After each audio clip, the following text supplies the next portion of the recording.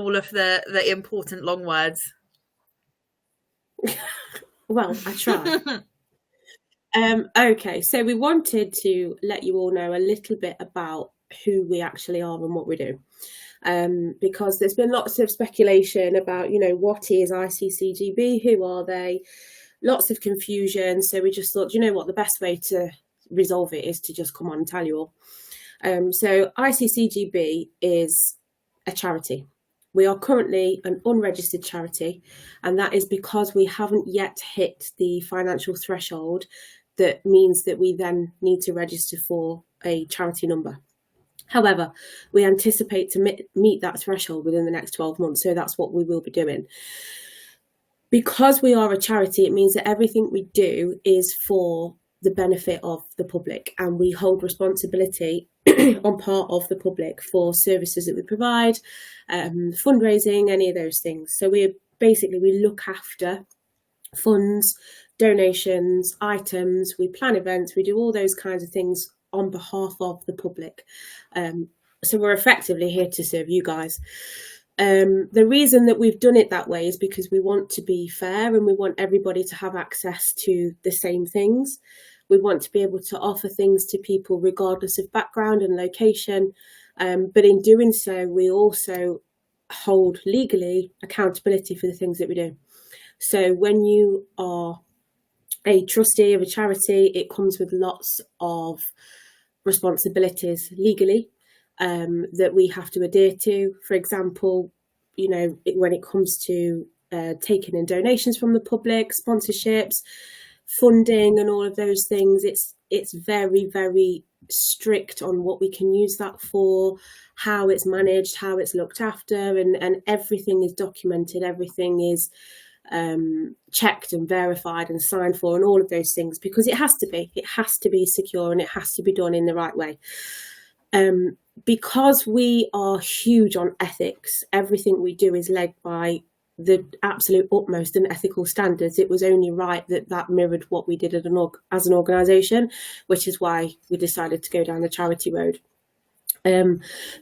Which brings me on to the fact that we have been contacted recently with some concerns from members of the public about what affiliations we have with other clubs and whether we are in fact another club. We have been asked whether we are CCB UK. We are not.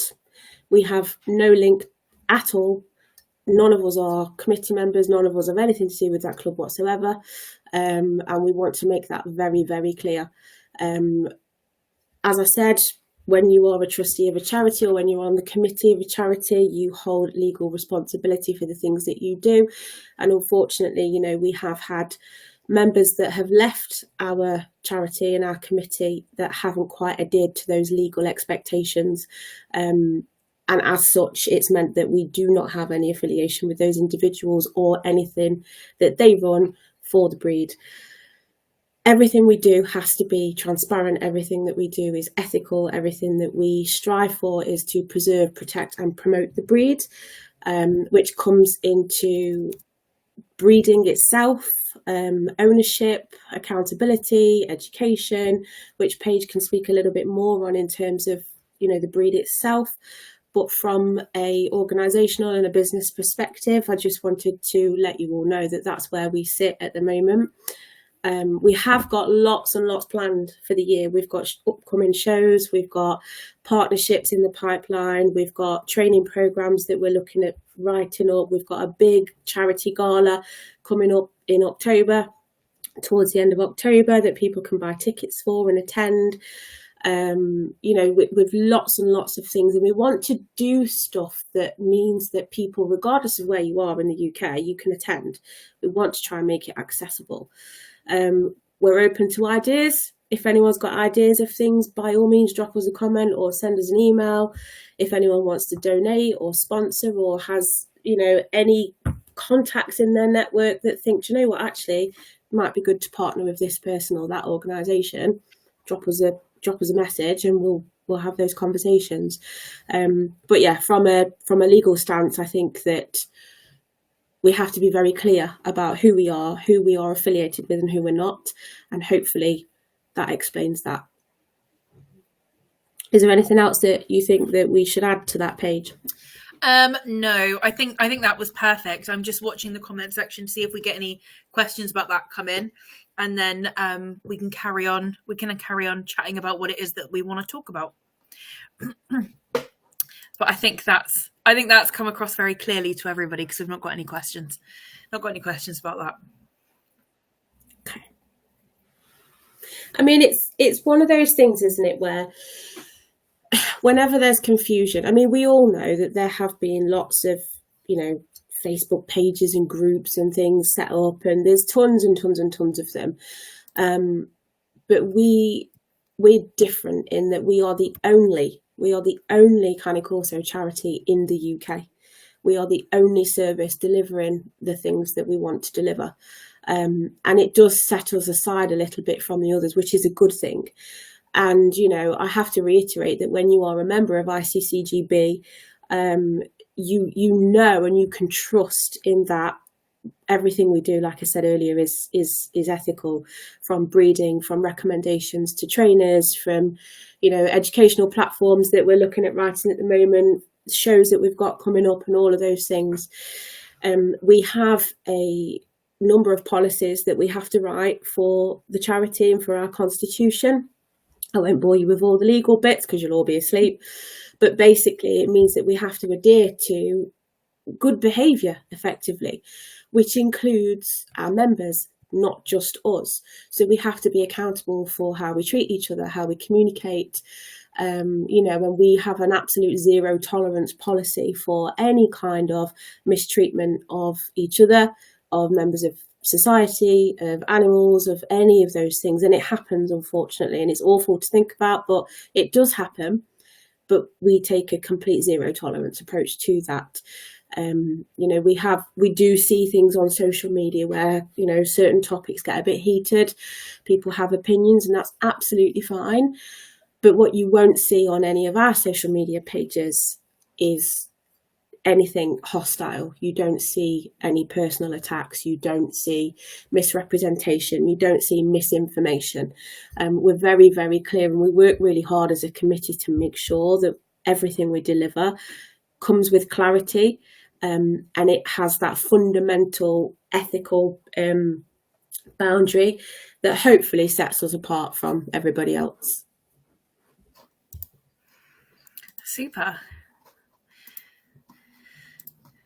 I think everybody's just listening intently at the moment. So with regard to our policies, we've got our constitution and our club ethics policy on our website available for anybody to look at.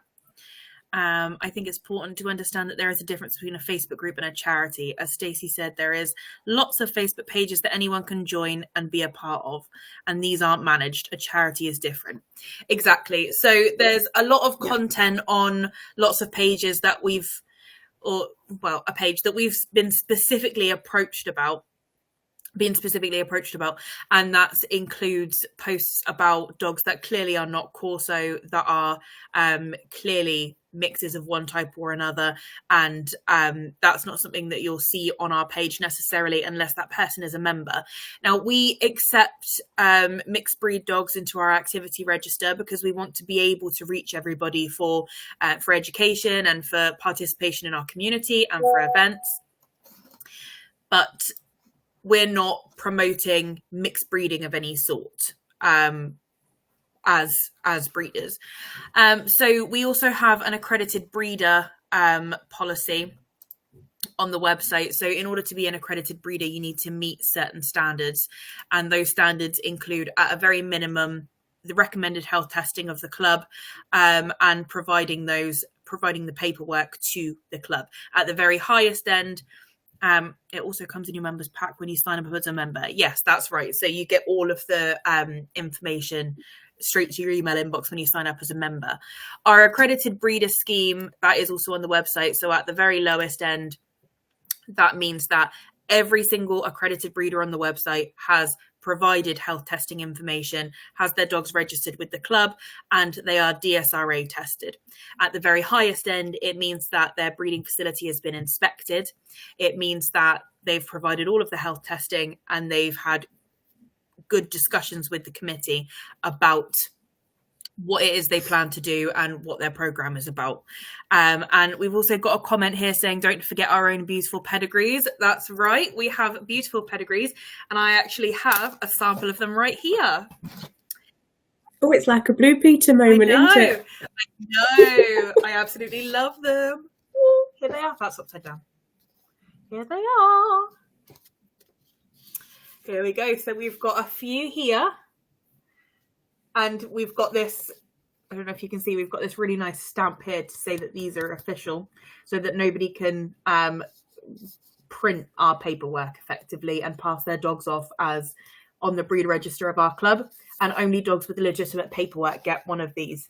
So we provide these as part of our breed registry. It means that you're able to take part in the breed register confirmation rings and all of the sports that we have on offer. Activity register is also welcome to participate in any of the sports that we have on offer as well. And we've got a lot coming up in terms of this sort of sport and things like that. As Stacey said, a training an educational platform that we're looking at writing, and our own obedience circuits as well, to mirror a little bit the Good Citizen Awards, but being able to go up the levels of those as well. So it gives people a lot to do. And our lure racing was also very popular at the show. So we definitely want to keep the working aspect in with the dogs. Stunning. I wish I had all the certificates. Well, any dog that has the proper paperwork can sign up and get a certificate. Finding this very informative, but I'm in the US and have a Neo. However, love the cousin Cane Corso. Oh, I can see him in your profile picture. He's adorable. We love to have people from overseas come in to watch our lives, so it's nice to have you here. Yeah, welcome. Natasha's saying, got my pedigree papers today. Marisha's saying, I got mine today for Sky. Oh, amazing. All support is welcome, so thank you for sitting in and supporting the UK. Yeah, exactly. All the support means all the world to us. And it's also very important that people like, share, and pass the information on to their friends, because that's something that the public can do that is free to support us. And we essentially have had to start over a little bit from our previous position. So any public help helps. Yeah, and I think, to be fair, that's where some of the confusions come from, where we have received messages, from some people, because we originally had, as some of you will know, the Facebook page that we have at the moment is relatively new, because we've had to set a brand new one up and effectively start again from scratch, because we did have one previously, and some of you were part of that group. But unfortunately, when we lost certain committee members, access to that social media page wasn't handed back over to us. And because there's been a name change on that page now, our organic original followers that were on that page are still on that page, but nobody was informed of that. So it's meant that we weren't able to reach those people directly, because none of us had access to that page, unfortunately. So we have had to start that again from scratch. But it gives us autonomy in what we do. And actually, do you know what? It doesn't matter, because we got there once and we'll do it again. And the people that do follow us and the people that do support us share the same view and have the same heart and want the same thing. And, we're very, very grateful for that. And we could not do this. No charity can function without the support of its followers and, members of the public. And that comes, as Paige said, from interacting. It's 2025 and everything is on social media now. So like, share, comment, do all of the things, because it generates traffic. It generates, it's free advertising. It's free advertising for us as a charity. It takes all of 10 seconds, not even, to just click share and post it. I'm not suggesting that you absolutely spam your own newsfeed with 1 million posts from us. However, if you want to, fill your boots. But it does help. It does help. And it starts to build an algorithm. It starts to pull in other people from other places. And that's how we can build a really genuine, organic following of people that actually want to see what we do, not people that are forced to see what we do. And So yeah, anything that you guys can do to support us would be amazing. Equally, we can't do this without money. I'll be dead blunt. No charity can function without money. It's all about this. So donations, be that a quid, be it a tenner, be it a grand if you've got it flying around. It don't matter. Do you know what I mean? Anything is welcome. If you work for companies that are looking to sponsor small charities, send them our details and we will have those conversations. The more support we get, the more investment we get, the more that we can give back and the more things that we can put on for you. So it's sort of a bit of a circle really, where we all help each other and we grow to a place where hopefully in a year, 2 years, 5 years time, it's effectively running itself and we will have stuff going on all throughout the year, every year. Absolutely. So that leads quite nicely into a comment that we've got here saying, what is the 3 to 6 month plan moving forward? Do you want to take that? Yeah, so, what do you want me to? So the 3 to 6 month plan moving forward. So that doesn't quite take us up to October, but I'll include that as well because I am very excited. So we have Stacey's fantastic. Stacey has been doing all of the behind the scenes stuff to start arranging our charity gala, which is going to be brilliant, and that it's got like a 3-course dinner and all of this sort of stuff. So won't give too much away, otherwise I might get shot, but I'm very excited. It's going to be fantastic. That's in October, and tickets will be on sale in the near future for everybody to be able to come to that. In the next 3 to 6 months, we're planning to have a number of events. So that should, well, I can't say too much, but we're planning to have a number of events. They might be in person, they might be online, but we are planning to have a number of events. And there's a lot of things that are going on behind the scenes that we're all really excited for. And I really want to tell you about, but we're not quite ready to announce yet. So there should be a lot going on in the next couple of months. There are. I mean, what we can say, I suppose, is that we're working on partnerships with quite significant canine professionals. We are working at developing networks with professionals that can really sort of elevate us and bring in that sort of that level of authenticity and care and ethics that we are really, really passionate about. Everything we do is breed specific, right? A Corso is not the same as a Rottweiler. It's not the same as a Labrador. We've all got Corsos. I'm assuming most of you, if not all of you in the comments section, have got a Corso or have had one at some point or are maybe looking for one. So, you know, preserve, protect, promote. It's the fundamental of what we do, which is what we base our partnerships on. So yeah, some pretty exciting things coming up. I'm so desperate to tell you all more, but I just can't. Yeah, we can't yet. I also want to add in there that so we're looking at these partnerships with these canine professionals that are it's really exciting, but also to give you some information on who the committee actually are. We're all also professionals, either working with dogs or working outside of that. But we are all professionals. So I personally, I'm a behaviourist. I work on the South Coast. I've been a behaviourist for a number of years, and Corso are just the absolute best breed. But I'm a professional working with dogs. Zach, who is our club advisor, is also a professional who works with dogs day in, day out, and he's got some fantastic dogs. Stacey is our brain. Stacey's wonderful. Stacey's got loads of experience with charity and all of that sort of stuff. So Stacey is our brain for all of our business kind of advice, all of these things that are being planned behind the scenes. And then we also have on the website, you can see everybody that's there. We also have Maisie, who is fantastic. And Maisie has a very long history involved with another breed and being in a club and doing a lot of really positive things for that breed. So Maisie's fantastic for that. And then we have Mike, who is also he's a professional. He works in, it's IT, isn't it? No. I don't know what he does, but he's clever. Don't call him an IT guy, whatever you do. Mike's an IT guy. No, Mike is brilliant. Mike has loads of history with Mastiffs as well. So Mike, he's your numbers guy, isn't he? He's just got the brain. He's got that type of brain. His background is in transport and logistics, and he's just got that.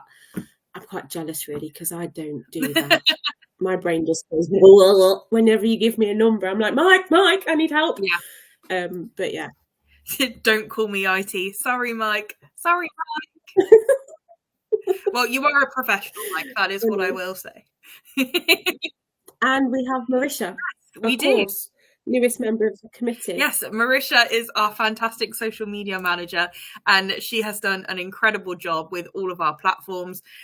She's wonderful. We've grown our following a lot, and we have now over 1,000 followers across all of our social media platforms, not to mention the membership that we have in our own members group. So really excited about that, and she's done a wonderful job. And also, I'm looking forward to meeting her tomorrow. I know.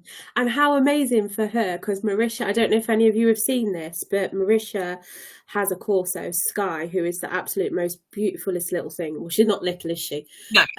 But she has just been signed off as a therapy dog, hasn't she? She has. That's very exciting. Which is amazing. So what does that say about a Corso? Do you know what I mean? Amazing. Absolutely. So we've got a comment here. Oh yeah, Natasha, I'm tech support. Natasha has actually been helping me out all day with getting the streaming thing to work. So as with any charity, this is a real community thing, and we are so appreciative to all of our followers and all of our friends as well that are really involved in this, like Natasha. So little big therapy dog. Yeah, she is. Bless her. She's an angel. I'm so excited to meet her tomorrow. We've got a comment here saying we need a YouTube. That is something that we would love to do in future. It's a new, well, we're not, I've had enough issues with setting up Restream today, but no, that's something that we'd yeah, help us. No, that's something that we'd love to do in future and have some longer form content on there. And I think we have a number of topics that actually we're really wanting to sit and discuss as part of long form content. So that's definitely something that's going to be coming. YouTube would be another great social platform. Yeah, I'm hoping that we can also start to go live across there as well when we've got all of this figured out. Yeah, it would be good. I mean, we have spoke about that before, haven't we? Because one of the things that we have got coming up, this year is that we will be running regular Q&A sessions. So if anyone's got any questions about the breed, about ownership, about food, about health, anything, doesn't matter, ask us in those Q&A sessions, because we will hopefully be partnering with other professionals and having special guests featuring in on those Q&A sessions. So keep your eyes peeled for them, because they will definitely be ones not to miss. Yeah, absolutely. And we've got in the committee, we've got a load of knowledge about different things, and then with our special guests, it's going to be so exciting. I'm really looking forward to that. I've got Natasha saying, I say Winston is my emotional support dog, but he's sick of my love him. I bet he's not. Winston with the absolutely iconic side profile. Yep, absolutely love it. Okie dokie. So I think we're open to questions as they come in, but I think also it's pretty clear what we've sort of discussed. So, but we're open to questions as they come in. I mean, if anyone's got ideas about what they would like to see from us, everything, we have to be led by public need. The first and foremost thing that we do is always for the breed first, but that comes hand in hand with handlers and owners, because we cannot preserve, protect and promote the breed without supporting handlers and owners. So if there are things that you want to see or be involved in, or if you've got suggestions, then we're absolutely open to hearing them. Oh yes, yeah, definitely. And I'm flexing my fingers to get some stuff ready for the club shop as well. So if there's anything particular, I want blankets, so I'm going to look for a supply for those. But if there's anything particular anybody wants, let me know and I will get things on the shop, get them designed, all of that sort of stuff. And Valentine's is coming up. Oh, yeah. Don't tell anyone, but my dogs are my Valentine. Oh, that's so sweet and also a little bit sad. All right, they're getting presents and I'll get myself some presents from them. To me, from me. Oh. Yeah, oof. Love our Corso babies. We've got Katie Price joined. Hi. One of my favorite pictures. Yeah, he does look brilliant. Natasha's saying, I've been a mod on YouTube for years and I have some big streamers that I can pull in to help with setup and stuff. That would be absolutely fantastic. And any shout outs that they want to give to us on their channels will be much appreciated. Mm-hmm. We can send them pictures of dogs. I'm out of the country with Valentine. Oh.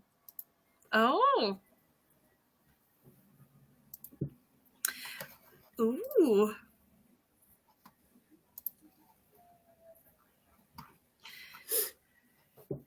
When is it? It's next. Oh, is it next Friday?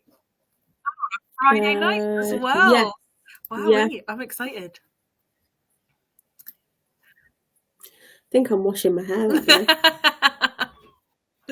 Brilliant. Much to Mike's relief, I would imagine. He's like, it's all commercial. I used to think that, but now I'm like, I'm right into it. I'm buying myself some flowers. It's quite sweet there. I think if you get the chance, it is quite sweet. We'll just buy like red dog collars. Yeah. Or like, you know, that's cool. We can do that. I'm off. Take care. All right. Bye, Kat. Thank you for joining us. It was nice to chat to you for a little bit. Bye. Marisha says, don't forget to DM us pictures of your dogs and facts. Yes, Marisha is looking out for pictures with 5 fun facts about your dog. So remember to... I can see if they would like to do a charity stream for ICCGB. That would be cool. Yeah, so don't forget to send in pictures of your dog and 5 fun facts about them. But yeah, that would be absolutely fantastic if some bigger streamers wanted to do a charity stream for us. Yeah, that'd be awesome.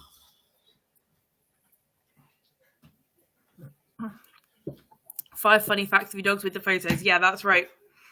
So how many dogs does everybody have that's in the comments? I think Kat maybe has 2. She's got 2 in her profile picture. I know Natasha's got a very exciting year coming up with her dog and future dogs.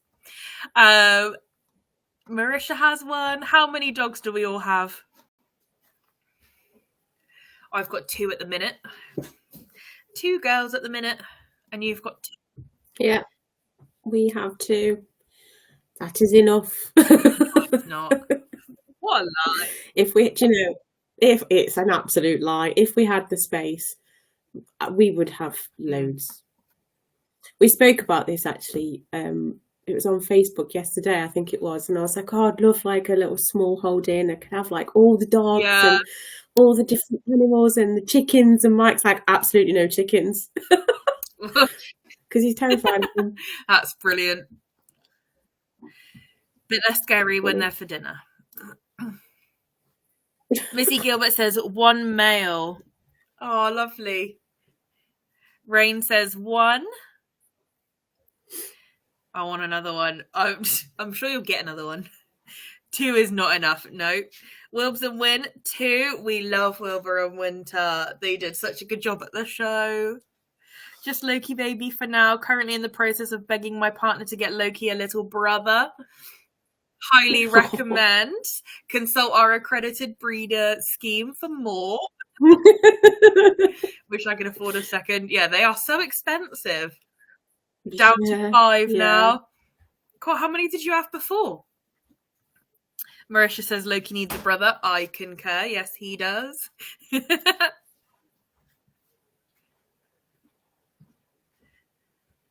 Just Winston Boy at the moment till Mika is born. Oh, she's already got a name. That's exciting. Cane Corso Baramati. Hello.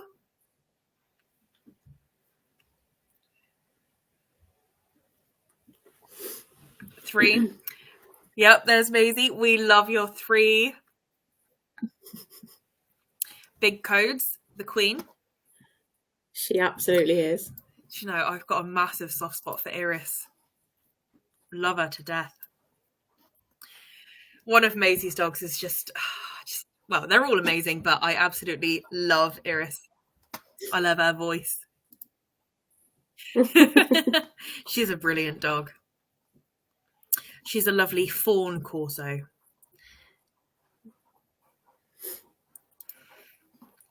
And I suppose that leads us nicely into talking about colours, doesn't it? Because we've had loads of questions about colours, actually. Yeah, I was just going to say, we should probably bring that up, actually. Yeah. So, colours-wise, the Corso comes in black, grey, and fawn, and brindle over those colours. That is it. All Corso should be genetically masked. So even black dogs should have a mask, even though you can't see it. Same with grey. Grey can come in brindle. Black can come in brindle. Fawn can come in brindle. Fawn dogs can have either a grey mask, which is Formentino, or a black mask, which is fawn. Those are the only colours that the breed comes in, and anything other than that is a disqualifying fault as far as the club is concerned. And the ever controversial Merle. We do not accept Merle as part of our breed standard, and Merle genetically will always be a mix. So that's as far as colour goes. We've had some complaints about M. locus does not exist in this breed. That's absolutely right. It doesn't. We've had some complaints about red Corsos being posted that are not red Corsos, but that is not, we want to make it very clear we're not associated with that in any form. As far as the Corso comes, it is black, grey, and fawn. Brindle on all of these colours, and then fawn can be with a blue mask or a black mask, or grey, should I say? Marisha saying Merle is a swear word here. Yep. Thank God, no Merle. Yep. No, absolutely not. That's not allowed. And straw is a pretty controversial one. Straw is a very light cream dog, which is technically still red, so it's still a fawn dog, but a straw dog is a very light cream dog that has no genetic masking. That is a disqualification because there is no masking.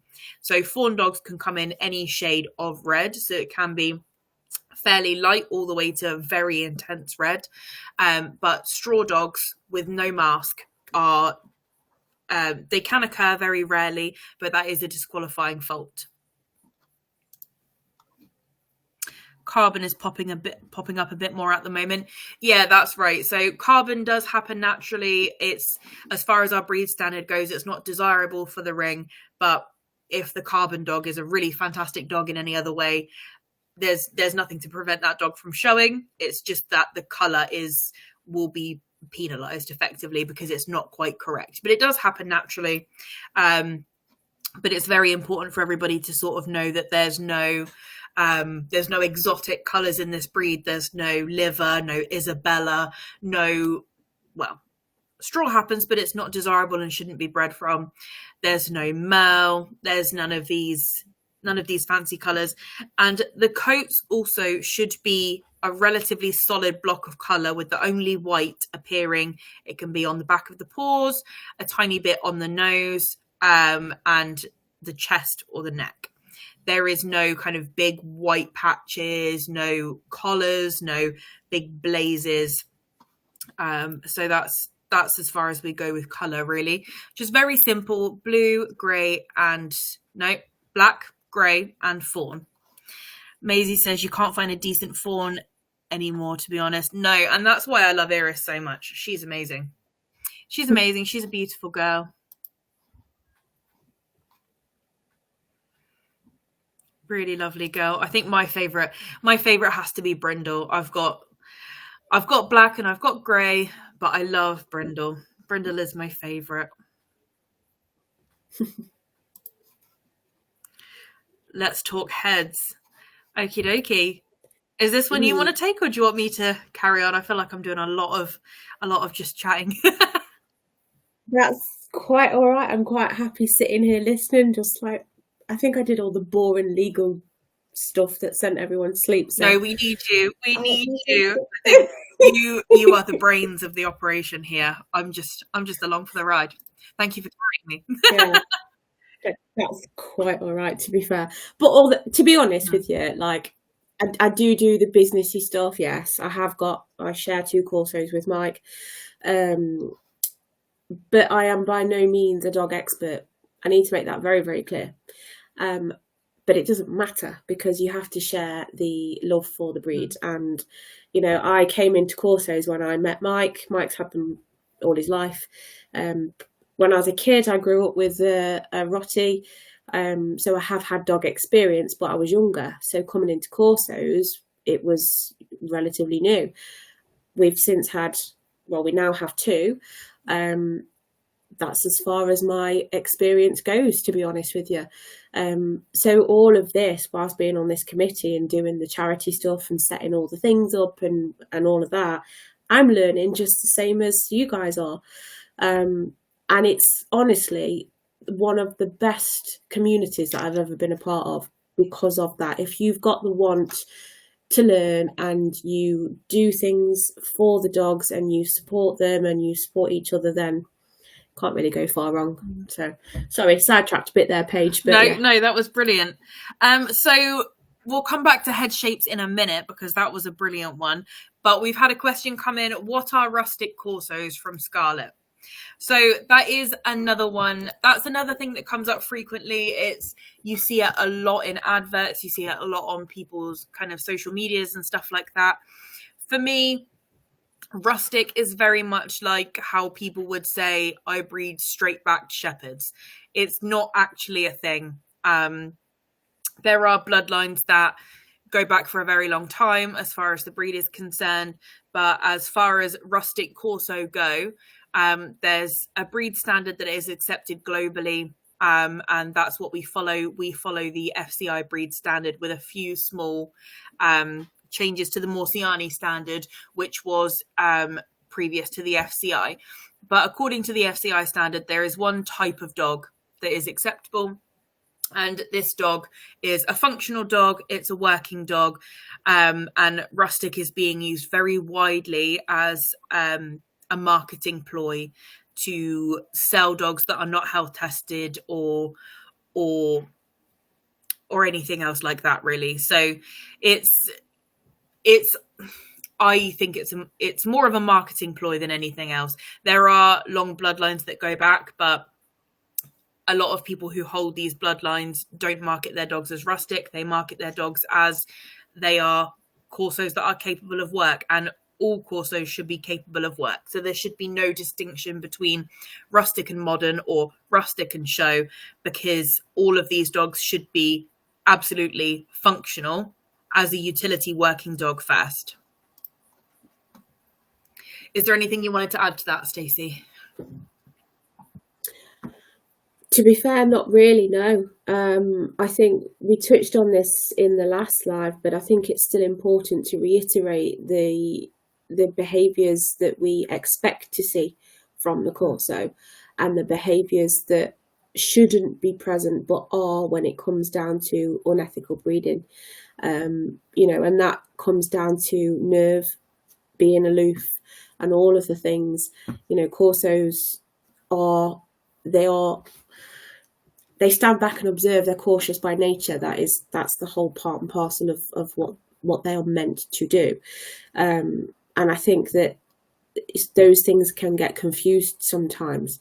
So it's important that we do understand the difference between that aloof behaviour and what happens when breeding isn't ethical, or what happens when breeding is done to suit human demand rather than what's right for the dogs.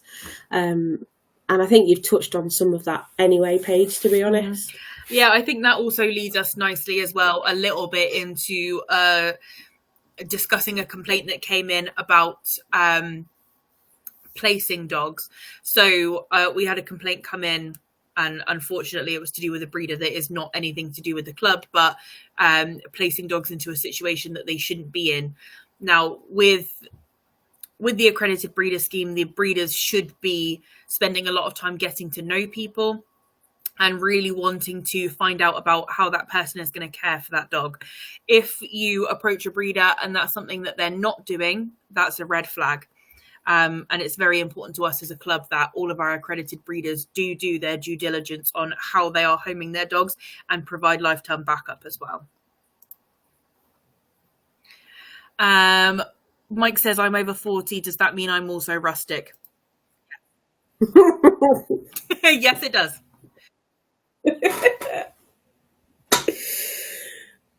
I'm not saying anything. Got Cheshire Canny Corso saying, when you have a Corso, there should never be nervous, be aloof, self-assured, confidence. So when in the what does that mean? So when in the show, being an exam, shouldn't be nervous about the examination in the show ring. That's right. So Corsos should obviously be aloof. They may not want a stranger coming straight up to them all of the time, but they need to be balanced enough to listen to what the handler is saying. And if the handler is saying it's fine, then it's fine. And that is something that's very important about them. People don't understand Corso are standoffish with people they don't know. People think it's nasty. That's right. A lot of people do think that that's nasty, but that's not the case. So you have on one end the dog that is not really interested in strangers and doesn't want to greet them, but is not causing an issue otherwise. And there's on the other end people marketing their dog saying that they've got these guard dog instincts, but they're just nervous and they're just popping off out of fear. It's two ends of the same chalk of what people will say, but a true Corso should be balanced enough to accept what the handler is saying. And if the handler says something that is fine, it should then be fine. But they will naturally stand back and really want to observe what's going on before they make their own decisions. Oh, we have Andrea Cabara join it. Corso del Imperio Maya, an incredible bloodline and an incredibly accomplished breeder. Hi, Andrea. Welcome to the live. I'm a fan. We love Hulk Hogan. Andrea is a very accomplished breeder, and Hulk Hogan was an incredibly accomplished dog in his lifetime as well. So true. Sky will be off with people until I say it's okay. Then she will wag her tail and say hello. Absolutely. And Sky is a trained therapy dog. Sky is a certified therapy dog. So Sky is the epitome of good behavior. Wow. And I think as well, I'm excited. That it kind of feeds into what we were saying earlier on about we can't preserve, protect and promote the breed without supporting owners and handlers. Exactly. Because if you have a Corso, I mean, Corsos, we wouldn't recommend a Corso for someone that's never had a dog before. And that is because they are really intelligent. And it takes a lot of understanding to be able to successfully raise that puppy into a very well balanced dog, even with the most perfect of bloodlines and all the most perfect of health. If you have that puppy and you don't do the right things by that puppy, you're going to develop issues with any dog, but particularly with Corsos. So part of what we want to do in terms of education and training is to teach people these things, and so that they understand what to look out for. Why suppressing the Corso when it's a puppy is not good. Allowing it to be wild to a point is beneficial, but why? It's about educating people in what they need and why they need it, so that they can grow into become very well-balanced adult dogs. Absolutely. So we've got a comment here from Cheshire saying the Corsos have a switch that is natural to protect and they see a threat and react when needed. Yeah, so part of that threat discernment is part of their own sort of decision making. They should always be balanced and they should always listen to the handler. A previously recorded interview with Umberto Leone, he basically says they shouldn't be scared of that.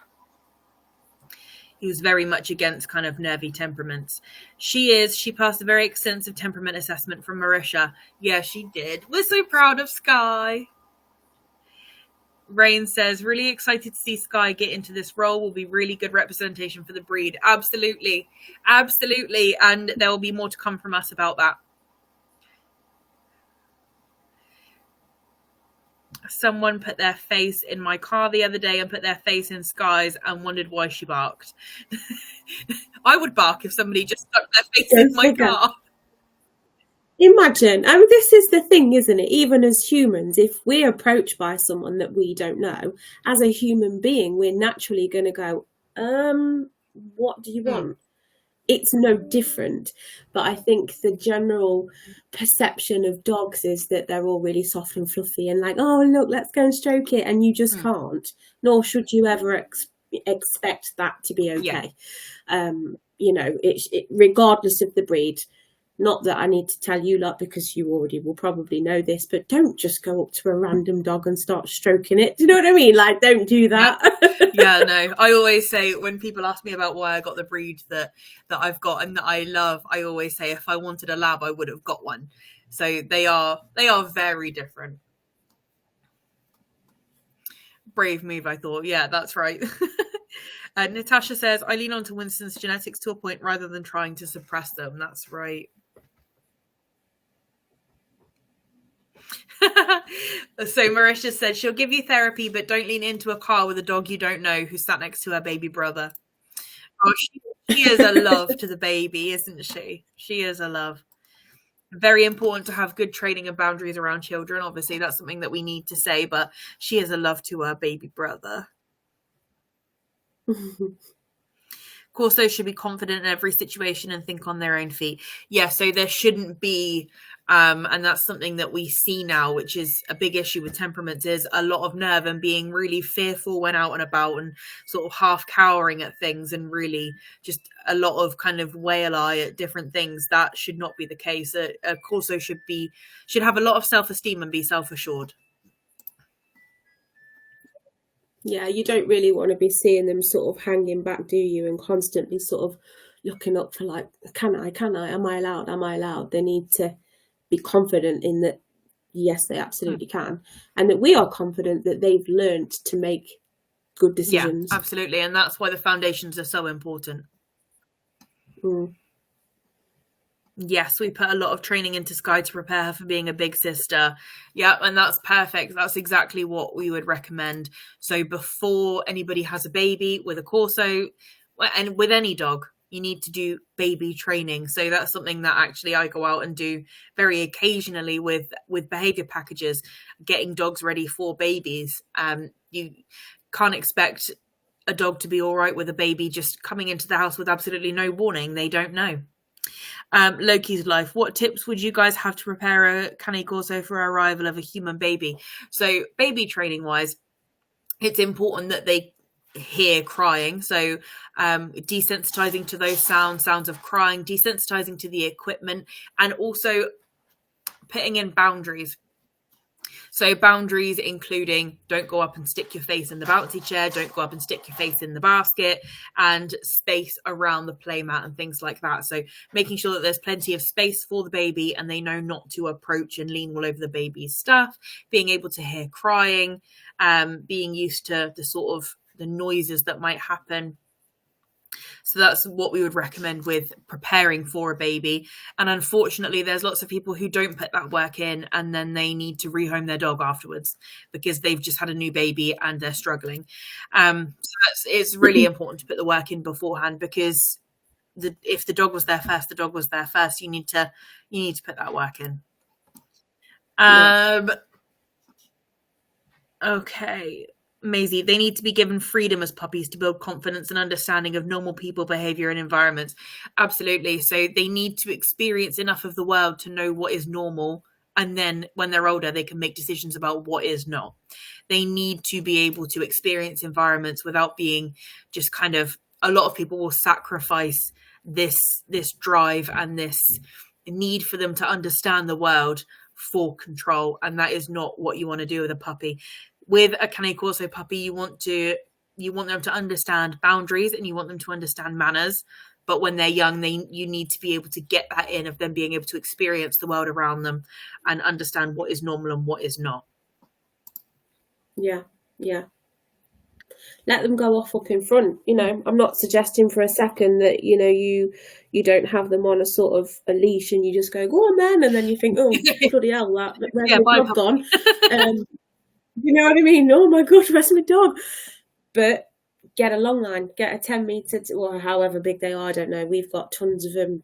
You get them from anywhere, equestrian shops, wherever. Massive long line, and just let them go. And then, work on the recall, like you say, work on the boundaries and the manners. And you won't go far wrong with it. Yeah, absolutely. Marisha said, also practice walking him with a pram. We did this. That's fantastic advice. And I forgot about that as well. So walking with a pram as part of the baby equipment as well. I need to prepare Winston for living with a Malinois again. He's going to be sick of me. Oh, I'm so excited for you. I'm so excited. Can't wait for puppy pictures. I love Mallies, I've got to admit, I do. Yeah, I love them. I absolutely love herders. My favourite are German Shepherds. After those, they just have my heart. I love them. Right, so I think that brings us to quite a natural close today. Did you want to talk quickly about head? Oh, yeah, sorry, everyone. I forgot about that. So the head is a very important part of the dog. The head is what gives Corsos the Corso appearance. That's not to say that the rest of the body should be forgotten about, but the head is incredibly important. When you look at a Corso head, it shouldn't be reminiscent of any other breed. You should look at a Corso and know that it's a Corso. And that's why there are specific kind of parameters of the head that are governed by the breed standard. So in the breed standard, we have, let me just bring it up. You can find the breed standard by going onto our website and using the drop-down menu to look for the breed standard. So we have a historical summary on there, which is interesting, and I'll let you all go and read it. But with the head, we have the skull should be broad across, and then we should have a defined stop in front. So a defined stop is kind of, the head doesn't want to be too much like this. You want a defined stop. And then the muzzle should be, where have we got muzzle? Okay, here we go. So the strong and square muzzle should be noticeably shorter than the skull. Ratio is approximately 1:2. So the head is split into thirds. So you've got the head, the stop, and then the muzzle. So the head should be very reminiscent of a strong dog, a square dog. It shouldn't give the impression of roundness, and it also shouldn't, a few faults with heads can be eyes that are way off to the side, tiny eyes that are kind of set a bit wrong, tiny noses, and muzzles that taper into a point, snipey muzzles, and muzzles that taper upwards as well into a point. But a head should give really the impression of general strength. And the expression, my favourite part, the expression should be unreadable. The expression shouldn't appear cheerful. It shouldn't appear sad. It should appear as though the intelligence is evident and you can see that they're thinking about things, but they're not giving anything away. Poker face. Absolutely. Boxer looking Corsos make me want to hurl. So yeah, so with any breed, there are some breeders and some lines that go more to the kind of more hyper exaggerated features like big underbites and things like that. Going back to our breed standard, the jaws, we allow level, scissor, and undershot bites no more than 5 millimeters, and that's accepted in our breed standard. But big, massive underbites that have a great big gap in them are not acceptable at all. And neither is, and this is something that comes up fairly frequently, neither is this rounded muzzle like this. The nose should go straight down. So the nose like this, and then underneath for the muzzle. You can have some hanging of the lips, but there should not be significant rounding of the muzzle here from the nose and round. That betrays an underbite that is too significant. And the most important part about the whole dog is the balance. So including the head and the bite. The bite can be level, scissor, or undershot, but it shouldn't betray the balance of the head overall or betray the expression or the strength of the head overall. And the dog itself should be balanced. When I see you tomorrow, Paige, will you tell me what you think of Sky's face? I already love her, so yeah, I love her. What is to say other than, oh, Sky? Yeah, there's nothing to say other than, I love her. Yeah, exactly. She's like, yeah. Winston's head is a proud thing for me. That's why I like his side profile so much. He does have a lovely head. He does. He does. Yeah. He looks fantastic. Okay. To be fair, our puppies like Zeke and the others are really starting to come into their heads now. I think it's really nice to see. I mean, they do go through, and Maisie will be saying it to herself in the comments more than likely, they will all go through really ugly phases. It's just the way that it is. They do. But when they start to grow into that head and hold that strength, it's really nice to see those changes. Yeah, absolutely. They are starting to widen out as well. I'm really excited to see what happens over the next couple of months. Yeah. Thank you very much. So I think now, before we wrap up, do we want to kind of reiterate the main points just for anybody that's dropped in towards the end that didn't hear us at the beginning, and then we can say goodbye to everyone, let everybody get on with their wild Friday night. Oh, does anybody have any Friday night plans? Drop them in the comments.